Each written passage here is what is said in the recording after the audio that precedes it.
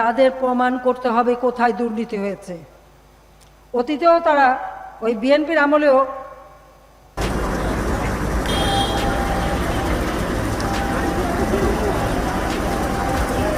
বাংলাদেশের সদ্য সাবেক প্রধানমন্ত্রী শেখ হাসিনা দেশ থেকে পালানোর পরই বাংলাদেশে এবার নতুন করে ঝড় উঠেছে। শেখ হাসিনার পিতৃভূমি গোপালগঞ্জের আওয়ামী লীগের সমর্থকেরা সেখানে বিক্ষোভ সৃষ্টি করেছে। তাদের দাবি শেখ হাসিনাকে আবার বাংলাদেশে ফিরিয়ে আনা হোক। এদিকে তাদের যখন দমানো যাচ্ছে না, তখন সেনাবাহিনী আরো সেনা মোতায়েন করছে, কিন্তু সেনাবাহিনীর গাড়ি পুড়িয়ে দিয়েছে বিক্ষোভকারীরা। এছাড়াও সেনাবাহিনীর সদস্যদের ওপর হামলা করেছে।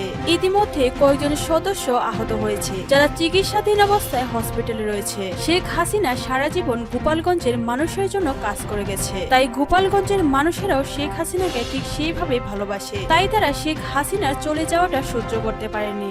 এবার শেখ হাসিনাকে তারা আবার ফিরে পেতে চায়, তাই গোপালগঞ্জের বিক্ষোভের সৃষ্টি হয়েছে।